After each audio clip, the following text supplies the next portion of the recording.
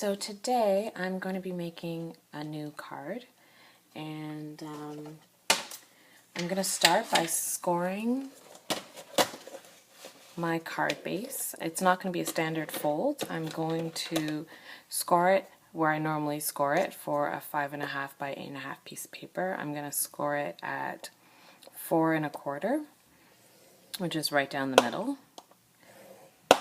Then I'm going to score it again on one side at 2 1/8, which is the halfway point.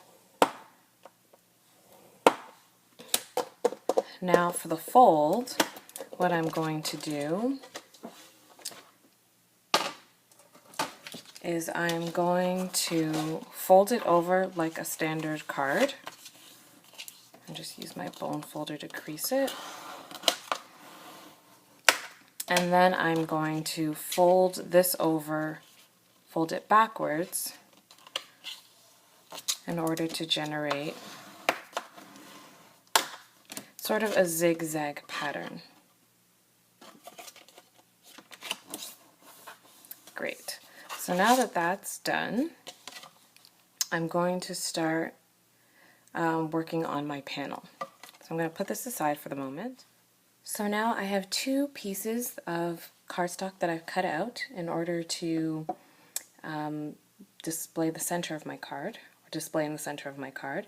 And what I'm going to do first is stamp this whimsical image into the center of one of them. So I'm going to be using Smoky Slate by Stampin' Up! But what I'm going to be doing is first stamping it off on a piece of cardstock, and then once I've gotten rid of most of the ink, I'm going to stamp it again into the center of this card piece. And that will leave a faint image in the background, which is significantly darker than the original stamped image. Next, I'm going to use my Heidi Swap stencil to stencil in some butterflies using Tim Holtz Peacock Feathers Distress Ink. I'm going to mask off the areas that I don't want the ink to come in contact with, and that will ensure that the remainder of my project stays ink-free. Then I'm going to use the Tim Holtz ink blending tool, lightly touch the ink pad to the tool, and then I'm going to use a circular motion to blend from the outside into the center of my image.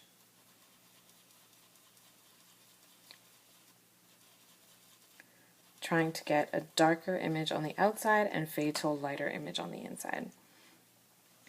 Normally with these inks, this Tim Holtz ink, you can blend multiple colors together, and for this such a small space, it's kind of not necessary. You can get the gradient of color with just one ink. So next, I'm going to peel this up and you see the image left behind. I'm also going to use, just wipe off the tape a little bit. And this is just regular painter's tape that I'm using to mask off and hold my stencil in place. I'm going to reposition it, and once I've decided on the orientation, again, I'm just going to use the painter's tape to cover off the remainder of my stencil and hold it in place. Now that that's saturated and has the dark image from the inside out, I'm going to lift up my stencil. and I'm left with that image. Next, I'm going to repeat this onto my inside piece, but I'm only going to put one butterfly here in the lower corner. So now that I have my inside and outside pieces, I am going to, and I forgot to do this while my stencil was in place, but for my inside piece, I'm going to mask it down to where it was again, and I'm going to use a product called Perfect Pearls. So this product is something that I purchased during my haul video. You'll see it's manufactured by Ranger, and this is the pewter color. It's just a dusty powder with a lot of shimmer and glitter in it.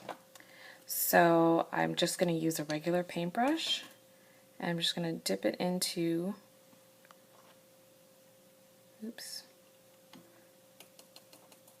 into the Perfect Pearls, and then I'm just going to brush it over the ink.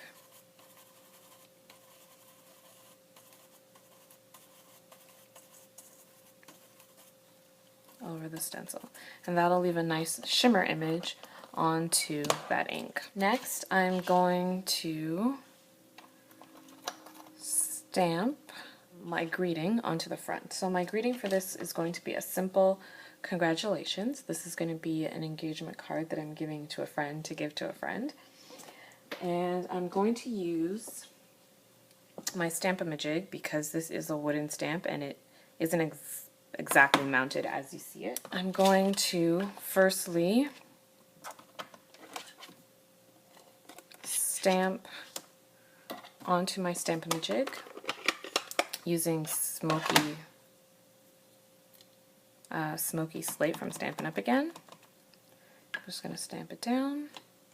Once I have an idea of where my image is going to be, it didn't do a very good stamped image, but that doesn't really matter. I just need to get the orientation of the stamp. I'm going to put my Stamp-A-Majig back into place. Once everything is square, I'm going to lift up the Stamp-A-Majig, set it aside, re-ink my stamp, and position it. Perfect. And this time you'll notice that I didn't double stamp, so the image is darker. Next, I'm going to go in with Perfect Pearls again, and I'm going to just brush the Perfect Pearls onto this entire piece of cardstock. So you'll see at first it's a little gray, but as you move it around, it leaves behind a very faint shimmer on your image as well as the entire paper. Now I'm going to mount both of these white pieces of paper onto a cardstock base. And I'm going to do that using my ATG gun. You can see I've got a previous attempt on the back of this. Now that I've got those two pieces done, I'm going to work a little bit on my card base again. So now that I know the orientation of my card base, I'm going to put a panel right here in front. So I've cut a piece of polka dot paper down to 2 1/8 width, and then I'll trim off the bottom and a little bit of the edge. So I'm going to put some of use my ATG gun to put some adhesive onto the front panel of this card base. And then from the fold, I'm just going to hold this into place.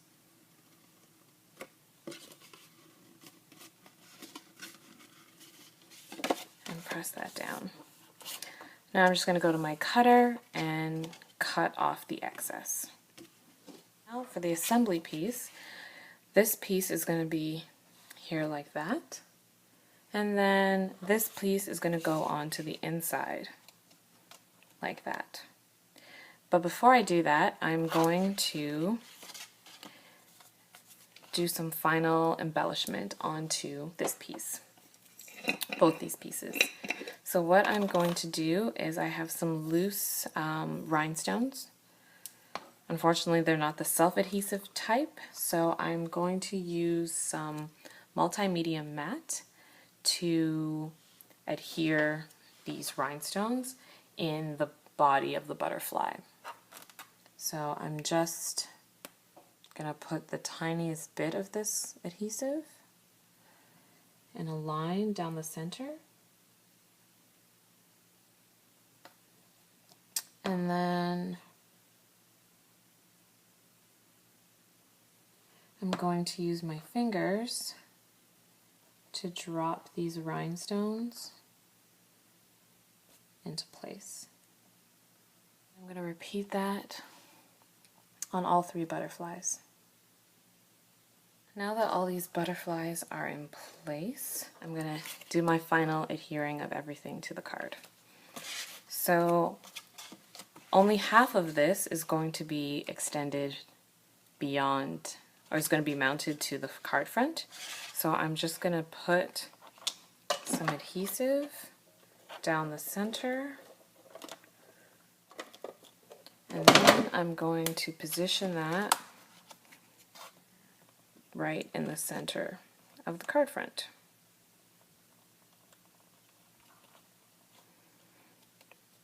Lastly, I'm going to put adhesive on this inside piece on all 4 sides, as it's going to be going straight back onto the back of the card. I'm going to line it up with the front piece, and then I'm going to press it down into place. And that is my final card. I want to thank you guys for watching today, and feel free to subscribe and comment. Thanks very much. Bye.